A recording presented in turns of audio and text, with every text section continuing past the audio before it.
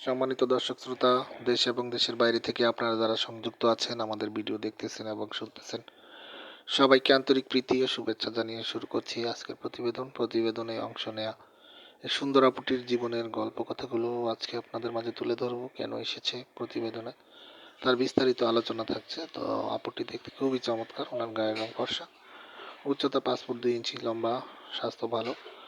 পড়াশোনা আপনার বেশি দূর করতে পারেনি, নবম শ্রেণী পর্যন্ত পড়াশোনা করেছে।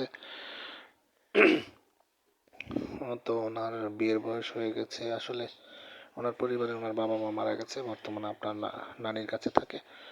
তো নানির কাছে থেকে বর্তমানে একটি আপনার আর্থিক প্রতিষ্ঠানে আপনার হচ্ছে সহকারী আহ, হিসাবে আপনার ওইখানে কাজ করতেছে। তো ওইখান থেকে যতটুকু স্যালারি আসে সেটা দিয়ে কোনো মতে নিজের এবং নিজের খরচটা কোনো মতে চলে। তো ওনার বর্তমান বয়স 22।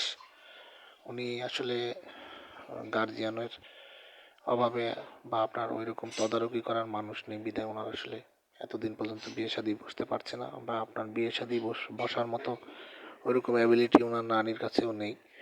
তো সেই ক্ষেত্রে আসলে উনি আর্থিকভাবে অসচ্ছল। তো আসলে এক প্রকার হতাশাগ্রস্ত অবস্থায় উনি আমাদের চ্যানেলের সাথে যোগাযোগ করে ওনার প্রতিবেদন নিয়ে এসেছে। উনি চাইছে, আসলে একজন ভালো মনের মানুষ, কোনো সহযোগিতা চাচ্ছে না।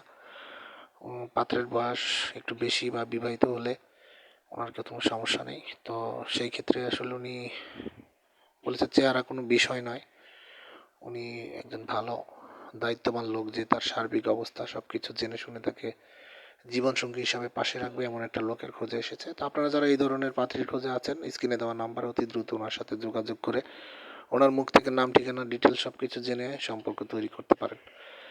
আর আমাদেরকে সাপোর্ট করবেন, সবসময় করে আসতেছেন, করবেন। প্রত্যেকটি ভিডিওতে একটি লাইক, কমেন্ট, শেয়ার করবেন, চ্যানেলটিকে সাবস্ক্রাইব করে রাখবেন, পাশে থাকবেন সেই প্রত্যাশা নিয়ে আজকের মতো এখানেই বিদায় নিচ্ছি। ভালো থাকুন, সুস্থ থাকুন, স্বপ্নের ছোঁয়া চ্যানেলের সাথে থাকুন। আসসালামু আলাইকুম।